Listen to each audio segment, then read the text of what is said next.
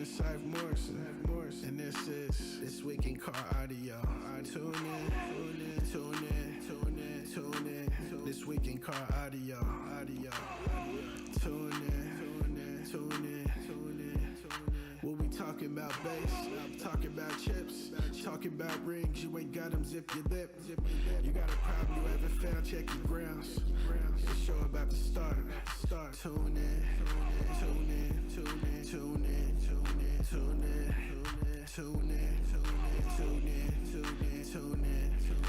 This Week in Car Audio. Yeah. Tune in. This Week in Car Audio. Welcome to This Week in Cardio with the host, the judge, Doug Stockton, co-hosted by the inevitable Mr. Jeffrey Fernandez. What's good, Jeffrey? Nothing much, Doug. Just I'm trying to get my lighting right. I've got this new light and it's like so bright. I think I might end up turning it down here a little later, but All right. yeah, just hanging out here. Getting ready for Monday the night. holidays. Getting ready for, oh man, don't even remind me. With the move and everything, it just seems like that's kind of on the back burner, which is kind of messed up, but Okay, well, one thing at a time, I guess. yeah. So speaking of that, we didn't even put up a Christmas tree this year because of our setup for the move and whatnot. My wife was supposed to head to Reno, right? She was supposed to head to Reno this morning, and she didn't do it because the pass was pretty nasty. So she's going to try and get out tomorrow, and hopefully she can get out because, we're moving my mother-in-law with us when we move to Wichita. So let me get this going over here. So she's got to go to my mother-in-law's house, or her mother's house, and start packing her up and doing that kind of thing. So she she's been in that house for over 40 years. So oh wow, imagine. I mean, you've only been in your house what, 6 years? 5 years? three. 3 years, and Here. all the stuff you got to get rid of, right? And yeah. and how much stuff is there and whatnot. And I mean, imagine being there 40 years and how much stuff you can make. As a matter of fact, my wife found a shampoo bottle that expired in 1996. Wow. So that's when it expired. So no telling how old that actually is, right? If it expired then. So let's see if I can't get this last couple. Where is? Oh, there it is. Over here. Bam. There it is. Pop out chat. There we go. All right. Now I got everything up and running. I should be getting some. I see a test. Steve Willis says, Danny Mother Effin' Britain. So let me see. Where's my Zoom so I can see you guys? There we go. Let's bring that back up over here. While I still haven't had anything pop up. I see it. Twitch 21XT24 says hello, everyone. All right. Speaking of Mr. 21XT24, it's weird. I don't see anything popping up on my. I mean, I see it in one of mine, but not in that I can. Oh, there we go. Now it's popping up. Tyler Archer says, "Good evening, fellas." Want to say thank you to our sponsors once again. Badass Sounds by Steve Bass and E-Box Design and Install. If you need any of your needs, please support the people who support things that you guys like. If you enjoy this podcast, let them know T.W.I.C.A sent you over there. But please support these guys. E-Box, which in the chat, you'll catch him as 21XT4, or you will catch him as Eric. What's Eric's last name? Hansen. Eric Hansen. There you go. Yeah. Eric Hansen. Got his competitor name is Team Crossfire Hansen. Team Crossfire Hansen. The Duke, David the Duke, popping in, said, "What's up?" Woody McDonald popping in, says, "Merry Christmas," except for Steve Willis. Oh no. But we were doing a series right before the 25th anniversary of DB Drag, and we Mhm. were starting to bring on some old school guys. I reached out to a few. They weren't quite available yet and whatnot. So I think it was 2 weeks ago or even last week, we were talking about the 9.0 and the Oh two yeah. amplifiers being strapped together. And I was like, oh, yeah, I know a guy. He had his own. He had his own What? amplifiers. They were called the Team Trendsetters, Yeah. because the whole deal was DB Drag rules stated that it has to be a commercially available product. So they made the Team Trendsetter amp, started selling it in a store in the Midwest, and started competing with it. And one of those Team Trendsetter guys, we got him here, Mr. Danny Britton. What's good, Danny? How you doing, guys? Hey, I So think he's How you the doing? guy in How you Team Trendsetters, right? You're the guy. Yeah. He was the guy. Yes, uh, sir. Eric says Twitch sucks. Oh, that's unfortunate. Let's see. Justin Morrison pops up, says, anyone have any Team Trendsetter amps they are willing to sell? Ah, yeah. So, so Where before are we, they? yeah, I, before we start getting into this, of which I'm sure we will, why don't you tell everybody that may not know you, because I'm sure Eric Hansen hasn't heard of you. Woody McDonald might have, maybe Duke. Some of these people are newer to car audio, because I think you got out in like 2007, 2008-ish. So, yeah, pretty much. I played around for a couple years back in 2017, 2018, a little bit. okay. Uh, just wasn't able to put myself back into it 100%. So, but back in the day, I started competing back in '96, probably. With Professional Roger time, huh? Roger Bridges time. Roger time, yeah, yeah. Yeah. I actually started off in USAC, and the first year I went to USAC finals, they had DB Drag there, and I Hmm. had competed in it, and a lot of big names there, and I got really lucky and took fourth place, and I got hooked. So, Some of the big names, Fukuda, probably, um, Oh, back Jones. then? there was Doug Truxell, some older guys been around the block, earlier than me, Yeah. Oh. guys that when I got into it, 160 was still That was a number. something to achieve, bro. You did something, you know what I mean? Yep. Um, so there's a lot of older guys that I looked up to, and I got to meet early on, luckily, and I got hooked, and one thing led to another, and I competed for about 10 years solid, and in DB drag, and won a few championships, slung a few world records. All right. So, how many championships you win? 2 championships. Do you still have the 2 rings? In my own classes, yes. No, I do not. My ex took care of those.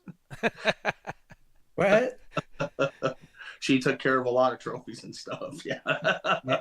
I think that was before they started doing the rings. Yes, they didn't have things for DB drag yet. No. Oh, okay. They were given other things and different types of stuff, and still trying to, back when DB drag became its first entity, became its own entity. Wayne got Kenwood to sponsor stuff, and Oh, yeah. motorcycle, and then he got the car sponsorship, and that was huge. And XM. Yeah, XM did the cars, right? and Scotty Johnson won a car, and yeah, yeah. So, But I think, Danny, you were around the time when they were giving away cash at Uh, finals, right? yeah, my first DB drag championship, yes, I won Yeah. extra cash. I think the total purse was it might have been $1,500. If I remember, it was either 1,200 or 1,500. I don't remember exact, but that paid for the hotel room and the gas. So, at least some of it got paid for. Excuse me. Exactly. Yeah.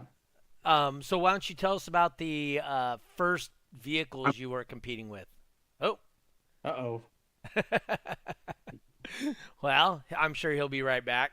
We'll grab him when he comes back here. Let's see here. I'm going to switch views real quick till he shows back up. Main two people. There we are. Yeah, let's wait for him to. Eric Hansen says, I want to win a car. And that was for death match. That wasn't Yes. just, winning your class. That was for straight death match. And I think that year they were giving away cars. It was, believe it or not, those of you listening in, just recently we were doing like one kind of class death match. But back then there was one for Street Max, I think. There was one for Super Street. There was one for Extreme. Yep. And then there was a car given away to the winner of each, I guess, class. So, man, there was like 3 or 4 cars given away that finals. The dude says, damn rookie. Yeah. No, yeah. And they gave one away to each class. I think the cars were like, oh, there he is. I think it was a Chevy Aveo. No, it was a smaller Chevy. Here we go. Sorry, guys. Let's see if we can get the audio. Oh, you got the audio right. Yeah. Turn it. I'm working on it. Hang on. There you go. I forgot to put it on Do Not Disturb. My bad. Oh, you got a phone call? Yeah. Oh. My bad. I'm sorry. My apologies. It's the first thing we do before we start ours, and I forgot. So. Steve Willis says, Danny pioneered the driver's side port wall. Is that true? No. I don't think that was you. No, I did not. Yeah, who did that actually? That would be the boys in California. As far That's what I thought. Good. Yeah, that would be Jeffrey and his boys. Yeah. Jeffrey was on the. I think that was a little Chad thing. Yeah. Chad and Roger, but you know what? It seems like everybody took credit for it, so I had to hold my breath here a little bit. You will never see me take advantage of something like that. Hell no, that wasn't me. Well, I did. So dude, you just everybody copies everybody. You have to find a way to do it better than the next guy. Yeah. So check this out. You remember Tom Orozco? Oh yeah. Oh yeah. He came to the Midwest. Yeah. He did. He's still in Missouri. So he lives in Missouri. Yeah, I live in Missouri. I mean, left Missouri. Let's see here. Anyone still have one of the cars? That was one. Oh. Thought the story was that a wall of tens had a blown woofer on the driver's side lower. Can you substantiate that, Jeffrey? It was an older Civic hatchback. I believe if it was an older vehicle, it was a Rabbit. Well, he says it's what did he say, Honda? I'm not sure. I had a Honda Civic. Yeah, okay. I pulled a woofer out of way back in the day because I had to pull 2 woofers out to be able to run lesser amps. Gotcha. Right. I had to go from 9 XTR 900s at 98 World Finals down to 4 HCCA amplifiers. Look, Steve Willis knew that. He says, yeah, they pulled woofers. We did test to see which woofers were the loudest pulled out, yes. But I didn't catch on to the driver's side. It didn't hit me back then. And if I knew then what I knew 10 years later, that car would have been a whole different story. You know what I mean? There's just a lot. That car would have never took place. So I was going to tell you, what's his name? Orozco. So he tried patenting. Do you remember when he tried patenting a port? Oh, his little vent design? Yes. His little flukes or whatever he called it? So it basically was a T-shaped port. And he wanted to try and patent the T-shaped port. Yeah. It was crazy. It was crazy. Ain't wrong. Steve Willis says I'm old. He's old. That's like how he does his stuff. I don't want to hear it. By the way, Alan Riley says hi. He's busy. He's busy bowling with the pros tonight. He's bowling with. Typical. I know. If there's one thing you can count on Alan, that's bowling. If you're gonna bet money on Alan, it's bowling. Maybe. Oh yeah. I throw money on Alan any day. So in this picture that he just texted me, the guy in the red shirt closest to us Yeah. is a PBA Hall of Famer. Whoa. The guy, the two to the opposite side of the table is him. That's Dio and Dio Bernard and his dad. I can't remember his name right now. His dad's I believe, a Hall of Famer, but Dio is an up and coming. He's one of the top 20 bowlers in the world right now. Wow. And the guy on the lanes here somewhere is AJ Chapman. Oh, which is another one that's a potential. He's trying to become a Hall of Famer, but he's one of the better bowlers in the world all time. So, yeah, that's who he's bowling with tonight. That's why he couldn't tune into the podcast. So was Alan Riley bowling back then? Oh yeah. Oh, he was. Okay. Oh yeah. We'd show up, like I'd go up to work at their shop for the weekend to help them out, or we'd work on my truck or whatever. And I'd take my oldest son, Blake, who was like 5-6 years old then, and their grandpa has all these old penny arcade machines, little miniature bowling machines and shit. And I play these like for 12 straight hours while we're working on cars with just mauling these machines and stuff, dude. It's crazy. But yeah, bowling for for Alan has always been a huge thing.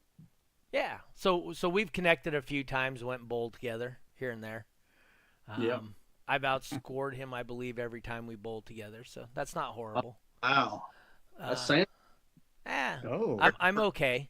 Am I going to hear different from him? I don't know, honestly. We bowled together a few times. I tried to invite him to go bowling with me for another tournament, and he just can't make it. So, Yeah. But I'm moving out to Wichita, which means he's only 4.5 hours away from me, and I might make that 4.5 hour drive quite a few times to go bowl with him. You'd be close to me, actually. You make that move. That is pretty close to where you're at. Yeah, I'm in Omaha, Nebraska. Okay. All right. Yeah, I don't even know how close that is. Me neither. About 4 hours. Okay, so it's about it's real close to the same distance.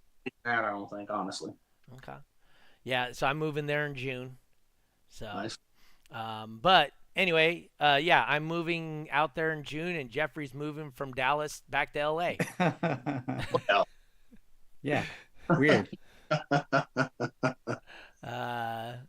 Let's see. Justin Morrison says, Doug, does that mean you will bring back some drag shows to Kansas?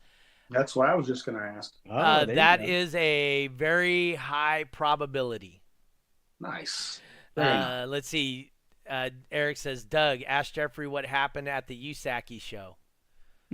What happened at the T.W.I.C.A show? What T.W.I.C.A show is he talking about first?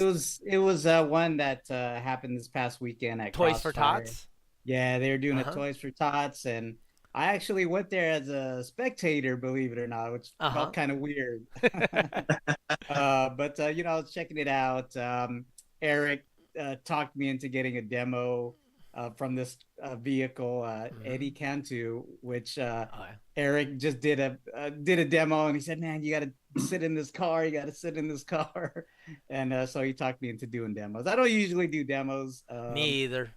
Maybe I enjoy my hearing too much, but so that's overrated. It was a pretty fun time. Real quickly, I wanted to shout out Shane Chandler.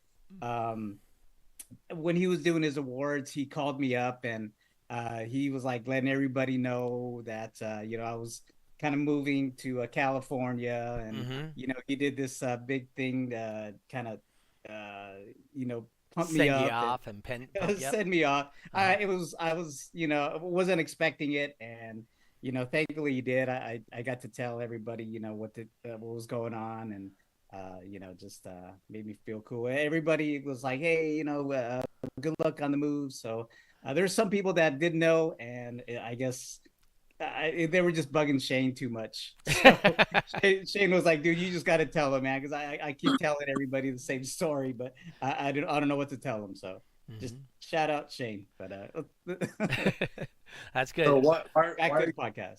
Why are you moving back to California? A bunch of reasons, but more so grandbabies. I'm not sure. Yeah, I'm not sure if you know, but my wife and I just became first time grandparent. So I was hoping, bro, for real. So that's the exact same reason I'm moving to Wichita.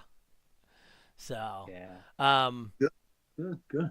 Dakota Woodward asked, "Is Anita and Gilbert taking over DB Drag in Texas?" Yes. They will Well, definitely be doing South Texas. Yes. So potentially the North Texas too, but the distance is very similar for me and them. So we'll see. And also Jeffrey, it's not like he's leaving on bad terms with Crossfire. Right. So And it's funny. I mentioned that in my little speech at the end. I said, "Hey, everything's all good. I'm moving for good reasons. It's not like I got laid off or anything." And I looked directly at Roger and but yeah. So yeah, Dakota, you'll see a big presence with Anita and Gilbert with the Texas scene. We talked it over. Basically, they got their reign of Texas, which they've already kind of do. But I told them just maybe just leave me Crossfire. So when I come over to Dallas, I'll run the Crossfire show. So it's kind of like an understanding. So my son-in-law, once I posted that or said that you're moving for grandkids, my son-in-law posted on there. Sounds like something Doug would do. Yeah, like-minded, right? Yeah. Eric sent us a video of the speech. I'll have to watch it. Thank you. So anyway, so Mr. Danny, why don't you tell us? So there was a moment in your life where bass became a thing. Do you remember that moment? Yeah. So why don't you tell us about that moment? It's funny. I ran around with a little bit older crowd. Mm-hmm. And I grew up in a wood shop with a guy who taught me a lot about woodwork. So when it came to somebody needing a box built, they just came to me and said, "Can you build a box?" I'm like, yeah. That's a good start. That was when I was 14, and before I was 15, I had a system in my room. So it just evolved from there. I just always piddled around in it and was the kid who took stuff apart that he got for his birthday and put it back together. And yep. So it wasn't a specific person. I mean, the guy that with the woodwork, but actually, once I got going to some shows and stuff, I did a bunch of local shows before I got into the scene, and I came into the scene professionally because I got a deal on my equipment back in the day that made me professional. Right. So you're right. Anyway, yeah, it just after I got in and I started, I knew of a few people, but nothing like after USAC finals that year. After my first USAC finals, I was blown away. I wanted so much more, and I couldn't get enough of it, bro. I couldn't. Yeah.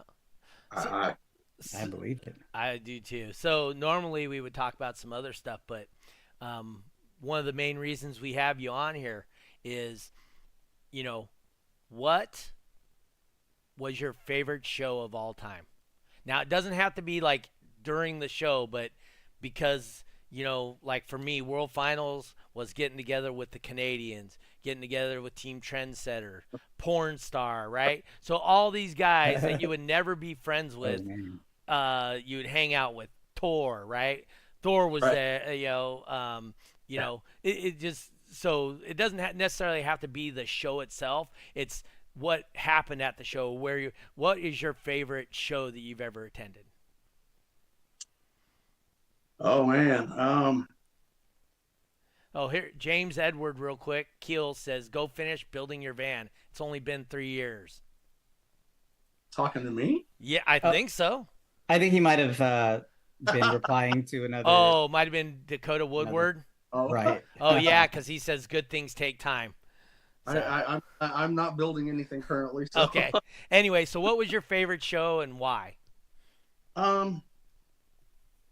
Honestly, my favorite show of all times was when I met Alma.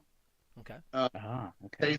Just for the simple fact, because that was like I got really lucky with my first serious build, and blew an outlaw score that was unheard of, and Orion took advantage of it, and they sent me to Fuse in Atlantic City, which was a big show back in till the late '90s, and I met Alma there, and I asked her for her autograph, and she turned around and looked at me, and she said, "Danny, not until I get yours first." And like, what? And she was like, "You don't think I know who you are?" I'm like, "No." Well, so for people that don't know, Alma was in every magazine for car audio then. Oh yeah. I mean, Oh, yeah. literally, if there was any magazine that was car related or car audio, you open it up and there was a spread about Alma Gates in there. Yeah. So. Yeah, and that was from '96 until she was gone. Yeah. So, and I got lucky, and through '98 and '99 had that, but not like she made a presence that nobody else could have ever made. So, okay. But I mean, DB Drag Finals is always a blast when we go, and I mean, it wasn't always about winning first place.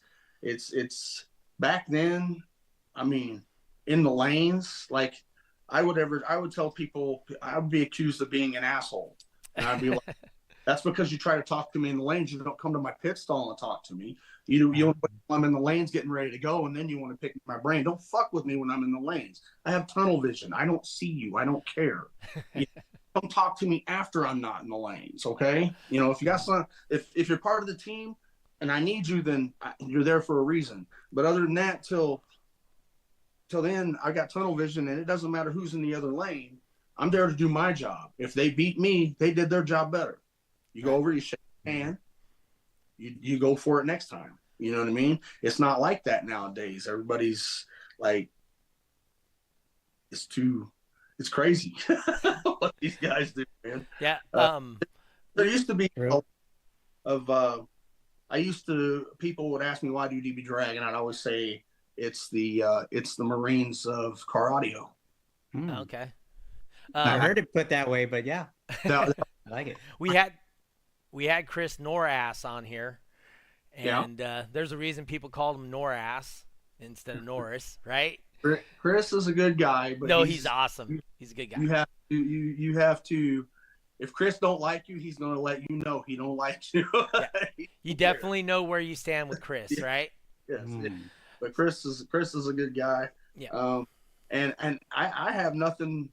I can't remember really any competitor that I wouldn't consider a bad guy. Right. From back in the day.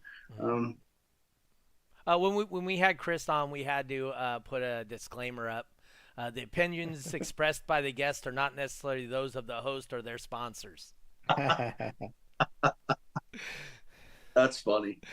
Yeah. So, okay. So, like I said, World Finals is a great time. You get together with all these people, probably Steel Valley, Spring Break Nationals. Yeah. Do you have any of those stories that you're willing to share? The most fun I ever had at a show was either always Spring Break Nationals. Oh yeah. I had a few great Spring Break Nationals and a few great spring great finals. So it's hard to say some of the parties we would throw at finals. Yeah. Well, is there any stories you could tell us from one of those? Excuse me. I'm sorry. I can tell you we had fun. Well, the venue where they had Spring Break Nationals was the Ocean Center, and then the Ocean Center, you just cross the street, which is I think A1A, right? Yep, A1A, Beachfront Avenue. And then it's the hotels. You go down a little further, it's the beach. Yep. And they even had vehicles on the beach. So, and you talk about like a big like block party, dude. This was like, huge. So everywhere you went, it was a party. Dude, I took one of my friends one year. This dude calls me at 5 a.m. I was trying to get him out of a bar at 5 a.m. Had to go pick him up, dude. It was crazy. I believe it. Crazy. I actually partied so hard, 2000, that the first year I had the Toyota in Super Street 3 to 4, we partied so hard, we slept through the alarm, and I missed brackets, and I got fourth just because of I didn't even make brackets, but I had the second highest qualifying score. What venue was that? That was in Spring Break Nationals. Oh, got you. In 2000. Okay. Yeah, so I mean that was a thing too, and then the other thing is, this was a story I may have heard from other competitors. They did a lot of crap overnight, and they wouldn't know about it until they woke up the next day and looked on Turn Pro Forum, and saw pictures. Were you ever part of those stories? Maybe. There was stuff that went on at a few of the parties that you probably wouldn't believe, yeah. And people that you wouldn't believe, but I can't name names, and I won't do that to someone. So, we had lots and lots of fun, dude. Anytime, dude, like any of us, it didn't matter if it was me, the Rileys, Shaker, no, it didn't matter who it was, bro. We were trying to have fun. Yeah. If it wasn't showtime, it was drinking time. It was time to have fun and let go. Frankie Holmberg and them guys, they come down for finals and for Daytona sometimes. It'd just be crazy, dude, you know? Yeah. Nick Samino, some of those guys. Oh, from Canada. Yeah. Yeah. Well, I think back then, you know, we were just I think we would get stir crazy for finals because we would be working on our systems nonstop all the way until we had to leave for finals, or even times when we were in the parking lot. So when it's that time, you know, the competitor party or we hang out with our buddies, you know, we want to let loose is because we had all that tension build inside us, you know, for finals, that anxiety, and you know, we just want to have fun. you remember? Oh crap! I can't remember his name off the top of my head right now. He would always build the extreme van there at finals. He'd fly. Him and the Spanish guys would show up, or from. Was it Pipo? No, it wasn't Pipo. No, we had people on Carlos. here, remember? I think it was Carlos. Was it Carlos? Carlos. Yeah, I think his name was also Carlos Rodriguez. There's another Carlos Rodriguez in audio too now, but I think it was Carlos Rodriguez. Yeah, you're right. They would show up with a rental van and build a 160 van right there with some. Yep. Oh, dude, I remember finals. There would always be somebody with a flatbed truck head over to Home Depot, buy all the MDF they had in stock, and just burn through it at finals. Right? I mean, I remember many of finals where literally somebody's inside the box building it as they're pushing it into the lanes, trying to load woofers and shaving down things and taping stuff up as it's getting pushed into the lanes. Yeah. So, yes, sir. I mean, great times. Half the vehicles could barely pull themselves, you know. Yep. So why don't you tell us about the Trendsetter amps? How that all developed and what it was. Well, I helped out quite a bit on Bobby and Alan's van, and Rob Wimpy stopped by my shop one day, which was Trendsetter Sound and Performance, and he's like, "Hey, we want to do something crazy, and we think you're the guy, and we want audio." And I'm like, "You're crazy." And he's like, "No, check these out." And I was like, "Send me some and I'll test them." So I started selling Lightning audio in my store, and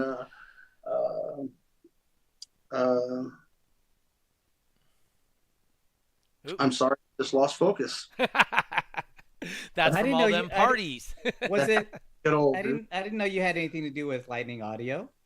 Yeah, actually, Super Street 2 in 2004 was with 8 Lightning Audio 2001s. And what the deal was in 2004, our street car, the CRX, which was Mike Blanchfield's, you were limited to certain amount of amplifiers, and he had the Mojos, and they weren't strappable.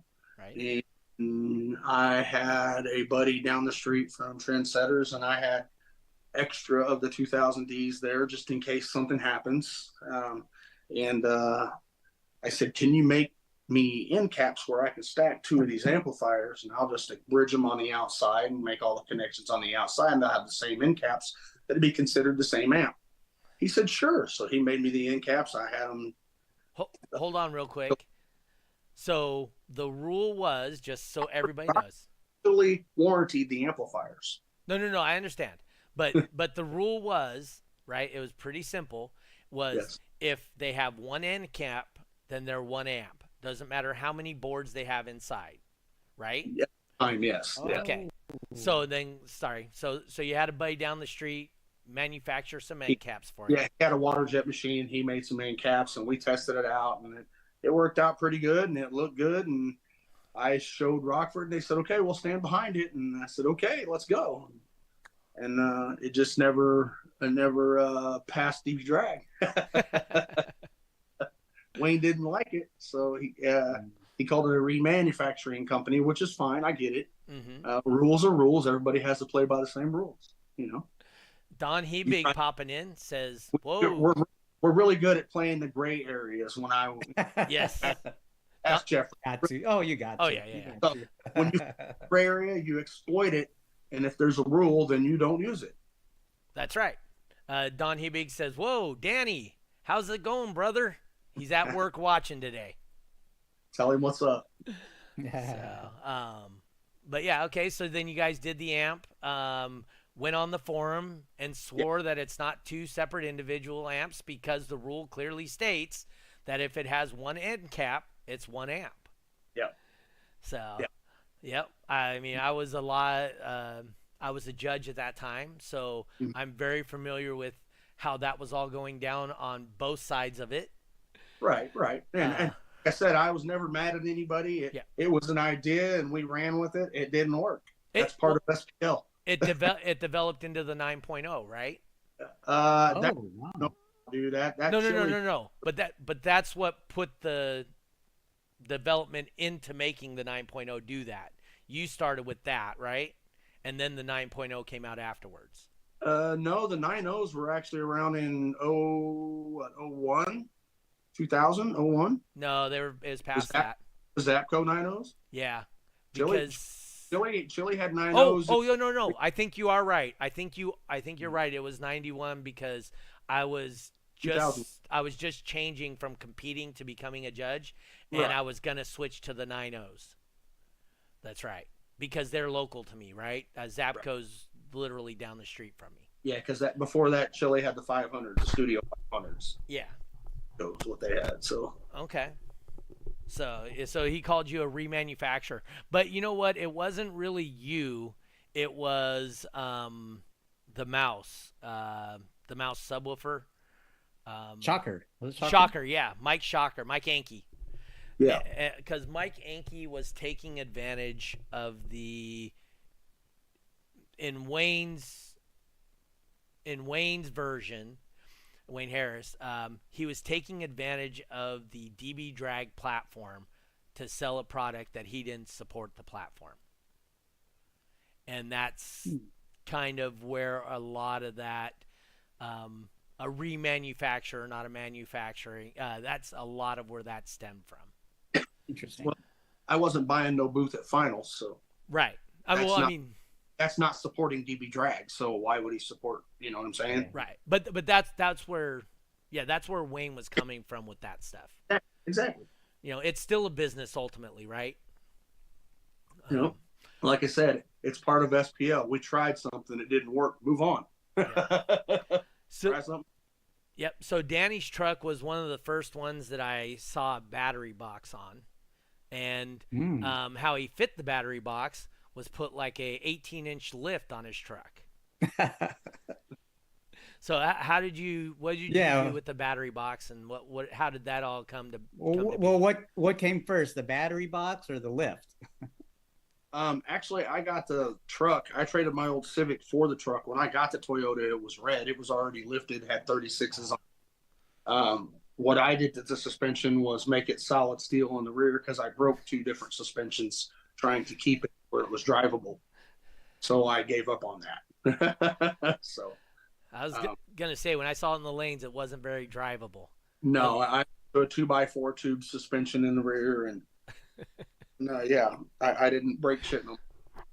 Yeah. We got a Toyota truck that weighs 12,000 pounds. You kind of can get it well. And how much of it was batteries, though? Back then, batteries probably about 2,000 pounds. Yep. And nowadays you can get that same battery power out of maybe 200 pounds Yeah. with the lithium. The technology today compared to back then is a totally different game.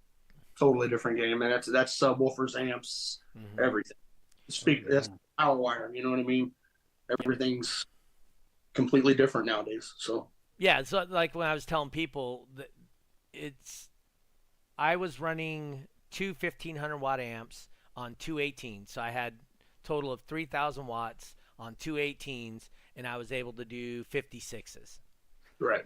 And they're like, well, that's insane. Well, the difference between people that build now and the people that built then is we didn't have the power and the subs that would take the power and whatnot. So we had to design efficient systems, Yep. and it was 100% efficiency. And nowadays, you can be loud by overcoming efficiency with power. Right. So, you know, like I said, it's just different.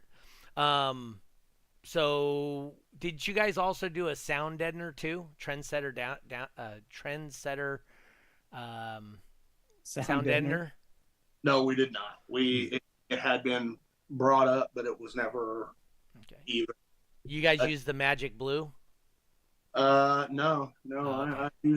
I used concrete, resin, whatever. Well, it's like I contacted Wayne the last time I rebuilt the Toyota, and I was working at I had sold my shop and was working for this truck accessory place, and they did Rhino liner. Mm-hmm.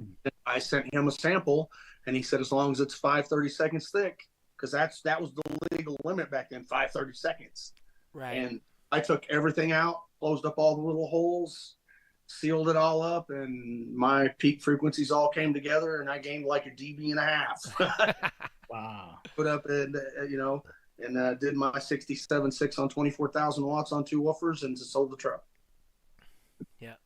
Justin Morrison says all about efficiency and some form of cheater amp back in those days. What? Yep.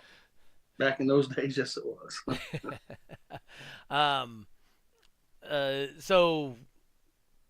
So you've been out, you came back a little bit. When I actually contacted you and asked you to, say again. I said I played around in Midwest SPL and stuff, and did some things with company for a little while. DB booster that I had when I was doing.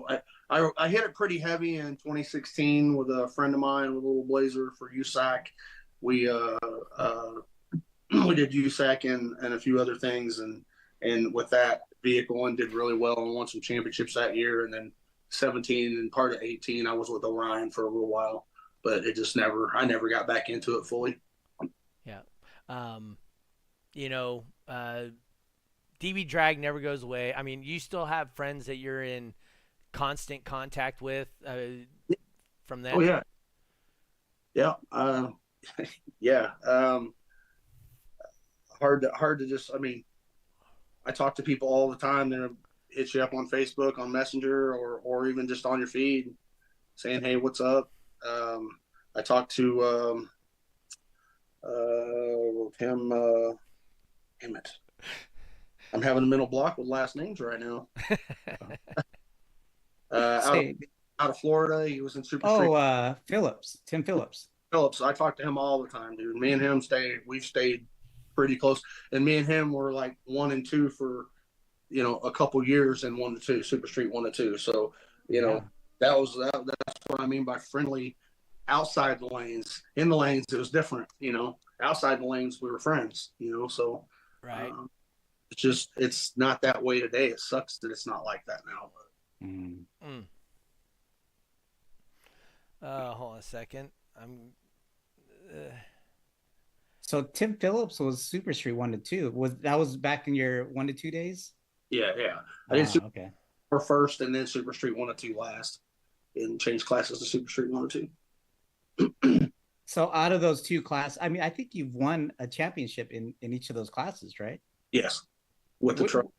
Which one was your most favorite championship? The Super Street 3 to 4 build or the Super Street 1 and 2 build? What was challenging? What was easy for you, or I had more fun with the 1 to 2 car. the 1 to 2 car? Yeah. Okay. I always liked doing more with less. You know, Mhm. first car, I thought that I had to have 18 subwoofers. You know, I learned from that car, and then from my, you learn as you go. So, Steve Willis wants to know: have you ever talked? Do you still talk with John Wells? yes, I do. I actually do. Hmm. He hits me up all the time. He camps a lot. living in Colorado, and he's on his electric bikes and in his camper a lot. All right. So if you were to build something today, what would you build? I would build a clamp car, a clamp class car. Okay. Clamp class. I like the challenge of the high score with the low power. Mm-hmm. That's what we did with the Blazer back in 2016. It was an 8K clamp car. Okay. It was a lot of fun. All right. So build that for us right now. What build it? Verbally. What car would you be looking at? All that stuff. Steve Willis says he would love to get a hold of John Wells. If you let John Wells know, Steve Willis. Yeah, give me a PM on Facebook. Oh shoot, Pippo Sanchez popping in. Said Danny Folk in Britain. What up, Pippo? Nice. Yeah, we had him on the podcast a while back too. Yeah, I don't know what's up with Frankie Rio talking shit to him all the time. Oh, what's up? I don't know the story behind it. You know what? Didn't he talk about that on the podcast? I know they're from the same area. They're both from Florida, I believe. And yeah, a little friendly rivalry. Anyway, so Steve, if you didn't catch that, hit Danny up in Messenger, and he'll help get you in contact. Yeah, Pippo says, "Yeah, we boys." Oh, there we go. Yeah, because I think he talked about that in the podcast with us. So I was wondering if they were boys or if they just razz each other or what. Yeah. So why don't you build that car for us? What car would it be? Might be another Toyota truck or SR5. Okay. 400. It wouldn't be a blow through though, would it? Probably be 221s. Oh. I probably won't say what woofer for now. Okay. Amplifiers would be hard to say right now with what's out there and what's available. Honestly, it'd probably just be whatever I can get a good deal on, and because okay, I'll do what I can with what I got. You know what I'm saying? But if I had a dream build, it'd probably be honestly maybe some Crossfire 16Ks for amplifiers. Okay. Solid amp. Jeffrey knows about those. Yes. Oh, true. As far as subwoofers, I mean, like I said, it would be a 21.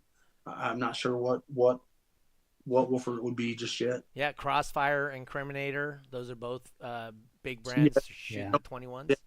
Both, yeah. Yep. Leonard Foster says you'd be using quadwood, of course. All Leonard does with his. I'm just kidding. Quad. I don't. Is that even a real thing? Quadwood. I mean, is that? I've heard that before, and I'm just like, is that real or is that a joke? I think back then nobody really knew except for Leonard, and I think even now it's just Leonard is the only one that knows. Joke. So we plan to have Leonard on here for like, I don't know, probably a month and a half, and it was like, yeah, I don't think our viewers are ready for Leonard yet. You know. We had him on. I know, but remember we were saying that as we were going. Right. Yeah. And actually, you know who suggested him to me was what's his name? He's down there with you, redheaded guy. Was it Jeffrey? Fincher? Yeah, Fincher. Jacob Fincher. Fincher suggested we have him on. So so I was like, man, dude, I don't know, man. That's you're talking a lot of history there that people might not get. Right. I think it's more so his ideology on things and, you know, his methods, I think were maybe not maybe just out of reach for some people that Yep. we didn't think, it would just go over people's heads, but Right. no, it wasn't that bad. No. So all right, so you'd build a clamp class, and the cool thing about the clamp class is you're limited in power. So the Yeah, yeah, cost of your build. yeah. Well, and when you say clamp class, I'd be limited to one of those amplifiers. So Mhm. you know what I mean? Yep. Because I'm not Right. trying to get more than whatever the clamp class is out of it. Two So, conductors. yeah. That's it. So one positive, one negative. I happen to like big amplifiers. So Okay. if it's an 8K clamp class, I'm going with whatever I can get my hands on that's the biggest, so I can make sure I can hit that every single fucking time. Yeah, I used to think, in a clamp class, somebody would want to have an amp that would, it's like if it's a 2K class, someone would want to have an amp that does 2K full power, but you know, people want 16Ks, 30Ks just to Well, do a 2K class, and it I makes did sense. PL for a few years, and I did their little basic one class, which was 500 watts, and I had a lot of fun in that class with two 12s on 500 watts, doing 49.7 on 323 watts. So I had a lot of fun with that, and then doing, but I had a DDM3 for an amplifier, and everybody's like, "Why do you have such a big amp?" Because Yeah. I'm running it at 8 ohms. Oh yeah. That's You need 500 watts, but if you're not taxing the amplifier, Yep. and you're in an efficiency class, then why are you taxing your amplifier? Right. Yep. Justin You don't- Morrison says lots of overhead, good to ensure you have clean power, Yeah. and Yeah. there's an insane rise as well in efficient Yeah. builds, Yes. Yes. which is all true statements. Ask me, why do you use that amp for a 500 watt clamp class? But the big part too was you had that much more of a, I guess, chance to breaking out. Right. But I mean, once you test, you just get it down. Yeah. That's why I'm like, oh, why don't you just do a 2K in a 2K class? But no, I mean, you got to have something big and then just Right. kind of Right. check the volume, clean power. 8K clamp class, we used two 3.5s, and we were getting over 12K out of those, but we only needed 8K. So Yeah. Mm-hmm. every once in a while we jump into an outlaw class, which needed power. So Yeah. it worked. All right. That's cool. So, if you were to tell somebody that's new coming into the competition scene, what advice would you give them? To buy lots of notebooks, do lots of testing, test everything more than once. Don't listen to anybody else. If you want to do something, do it, man. If you want to try to get loud, do that. I didn't think I could get loud, and I got lucky, and just I started learning stuff and kept getting louder and louder. It's I don't know really what else to say. Sorry. Have you tried Bass Race or Top Dog or any of that stuff? No, I have not. And I thought we were going to be getting back into it because my oldest son, I actually still have the vehicle in my garage right now. The cage is partially built, but he changed directions, got married, and stuff like that. So we put a hold on that. That was kind of the idea for that thing was to do a Bass Race or Top Dog or demo classes or whatever. Oh, gotcha. Whatever it would fit into. No, that's great. That's one of the other great things about the Bass Race Top Dog, right? I tell everybody all the time, if I was going to do Bass Race, I'd do a 129.9 class, 210s in a sealed box, and because the impedance curve is so flat, it just has a tiny bump, and then it's just bleh. So whatever song you play, it's not going to be jumpy like a ported box, right?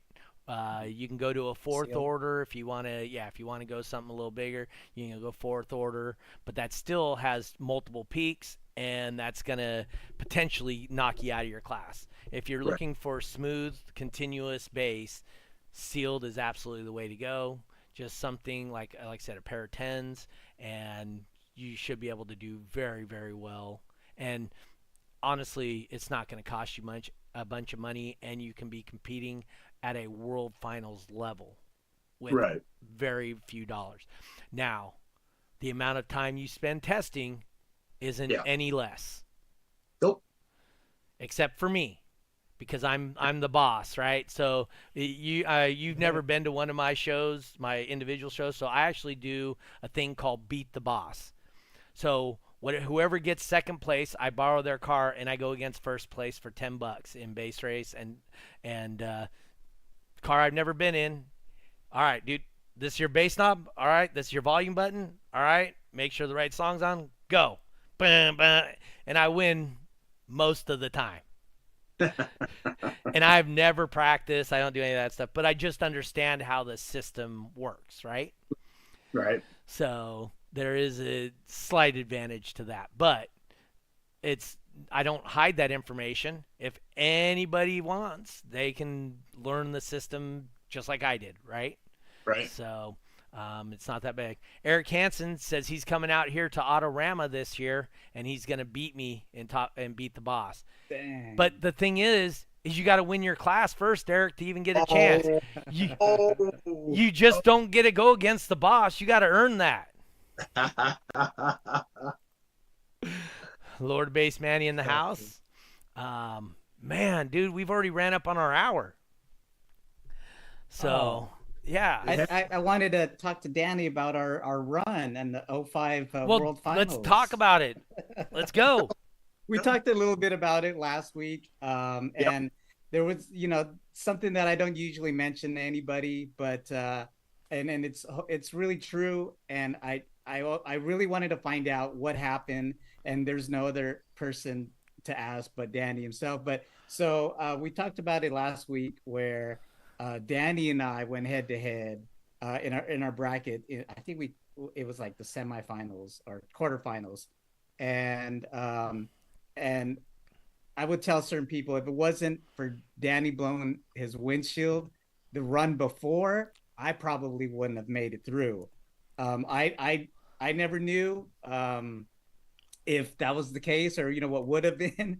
But I mean, what happened? Did you blow it that previous run, or did you blow the windshield testing?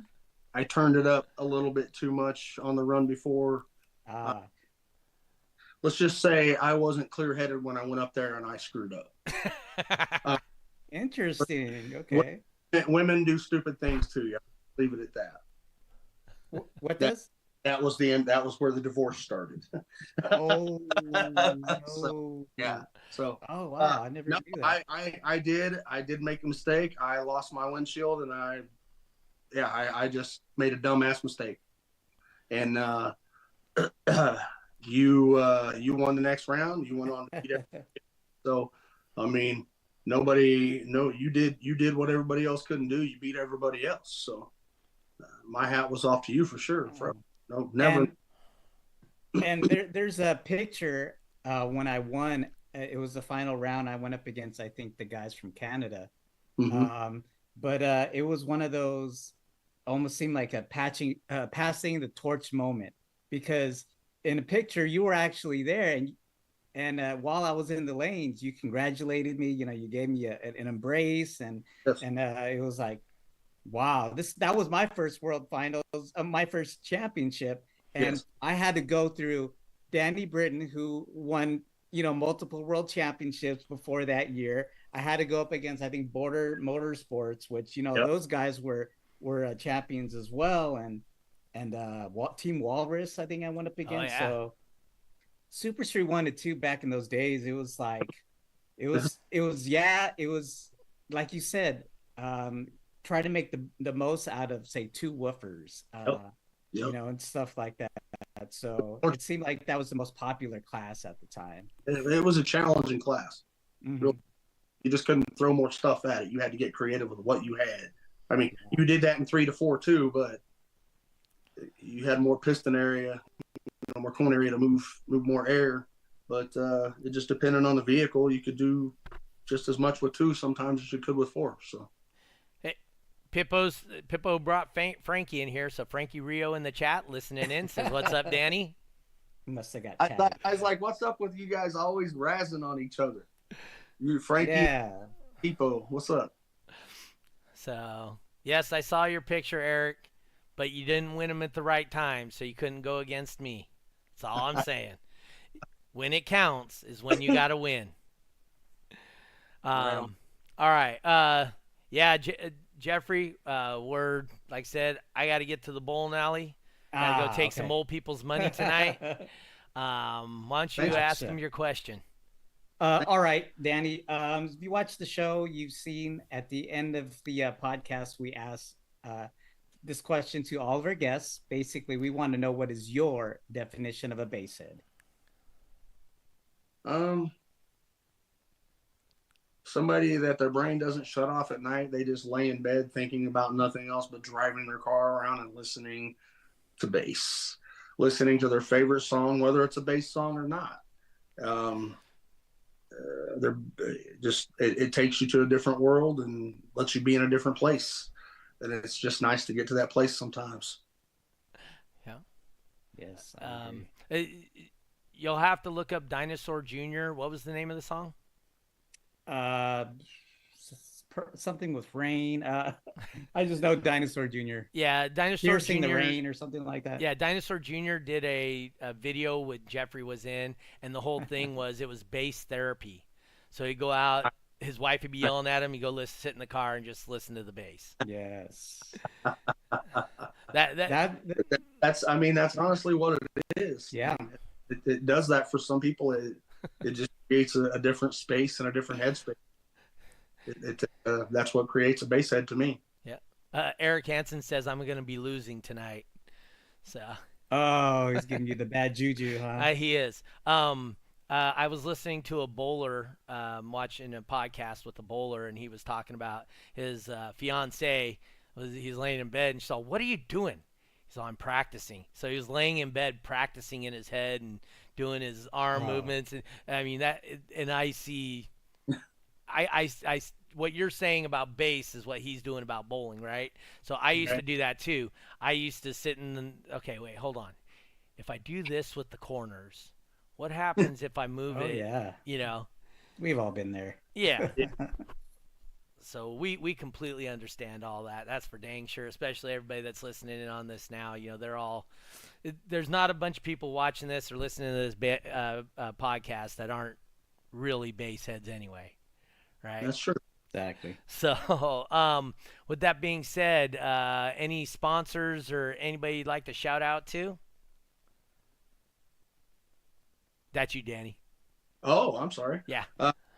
No, not really, man. I don't have anything going on right now other than working the podcast here at home. That's it. Yeah. By the way, he does a podcast out of the house there. What's the name of the podcast? Yeah. What's the name of it? It's Long Bus Short Thoughts on YouTube and Spotify. And what's it? What's the format or whatever? It's just a bunch of friends that I've known everybody the least amount of time, and I've known everybody 17 years. It's just a place for us to sit around and talk and hang out because we all live in different places in Omaha or outside of Omaha.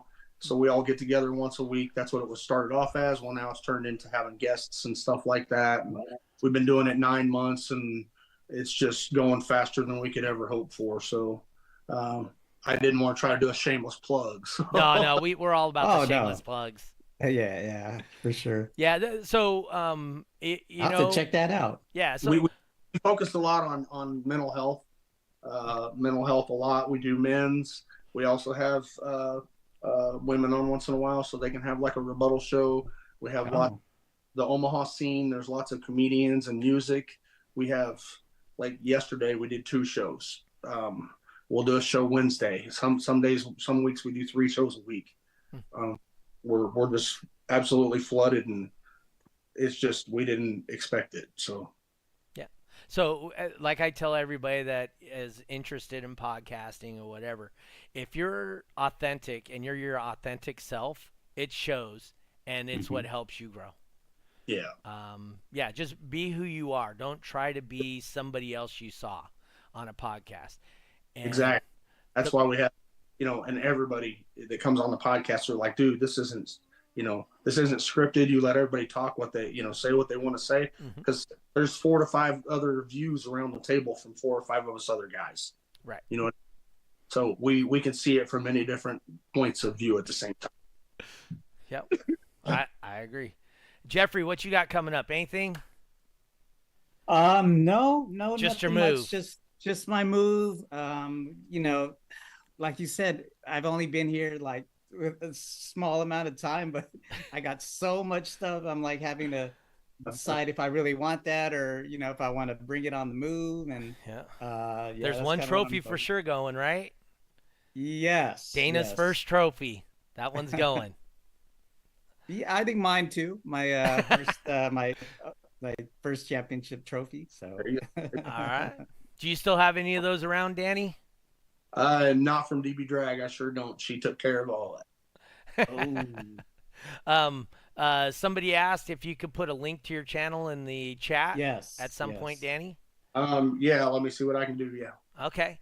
Also, for me, nothing new. Just like I said, Christmas coming up. Is that next week? We'll have one more show before Christmas. Right. So we'll have one more show, which will be the new Ruthless Audio, Ben Barnett with his what build does he have? A hearse. Hearse build. Yeah. Yeah. See, I'm out of it, but I know what's going on. So we'll have Ben Barnett on next week, and then the week after that, we're gonna have Ray Pimley on, the West Coast, the IASCA judge out of California. So those will be our next couple of guests. Don Hebig, I got him scheduled for February something or other. Oh, you know what? Hold on, I gotta look what date. Hold on, just a second, because I will be in Vegas February 9th or 10th. So let me check with Don. I make sure I didn't schedule him for that date. Oh no, February 24th. All right, so I got Don Hebig. Gonna tell you guys how you don't know how to build stuff. He's gonna straighten you out on explaining why efficiency is more important, because it doesn't matter how much power you have. If you got a ton of power, but then you have efficiency, your gains are going to be exponential. Yep. So Don wants to talk about that stuff. So he's going to come on, do his thing. Cool. So we're looking forward to that. I always love the technical shows. I know some of you guys that watch and listen to this get a little glossy-eyed when I get Don on, or I get Nathan Munson on, or, Steve Deckert. But truly, those are the podcasts that sometimes you do podcasts for you, and those are the ones True. I do for me. Oh yeah, Don's a great guy. Yeah, Don's awesome, dude. I've known Don since '99, I think. So, me and him, good buddies. I really enjoy the guy. Smart as hell, right? And I think the greatest thing that's come for me for Base Race is I'm drawn to very smart people, and I find tons of them in the DB drag world. So, I would have never met Robert Zeff. Freaking insane, the mental abilities of that guy, right? Don Hebig, Nathan Munson, just Wayne Harris. Oh yeah. Just brains like you wouldn't imagine. So, like I said, that to me is awesome. The guy who came up with RNS, right? Redline subwoofers. I know you remember those, Danny, right? RNS Redline. Yep. So that guy that I think he was the R. No, he was the S of the RNS. Lives out here in California, and he actually was it R GNS? Oh, GNS. That's what it was. GNS Redline. He's the one that actually came up with the Bose system, and then Bose just took it from him and said, "Sue me." And so he tried to, and his lawyer told him it would cost him more than he could get. Yeah. And the Bose system you now know nowadays was actually his design. Right. So, I mean, just stupid smart people. I would go to CES and just sit down with these people and learn so much stuff. Right. back in 2002, I was talking to a guy about lithium batteries, and he goes, "You guys are dumbasses using all these wet cells." Yeah. He goes, "Lithium's the way to go. Look, you got to do this and this. You can do this with the lithium. It can be safe. You can do." And I mean, the guy. This was in 2002. The guy was telling me this Right. stuff. Right. Wow. So stuff like that's just phenomenal. 2018, I went to CES and I sat down with a guy who runs.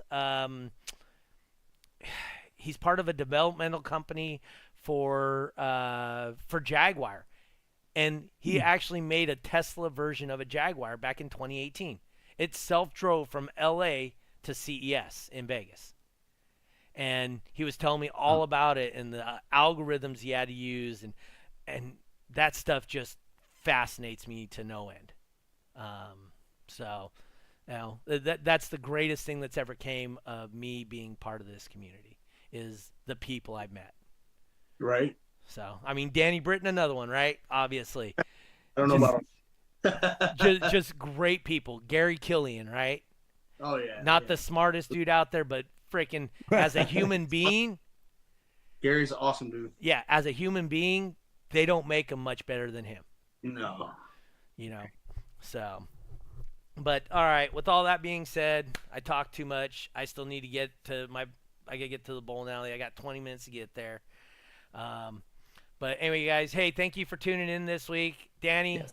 Great time with you. I really appreciate it. If anybody wants to reach out to you, just hit you up on Facebook, easiest way. Yeah. You just PM me, whatever. All right. Okay. Cool. All right. Jeff. Thank you. Appreciate it. All right, Jeffrey, thank you once again. You did a great job as always, sir.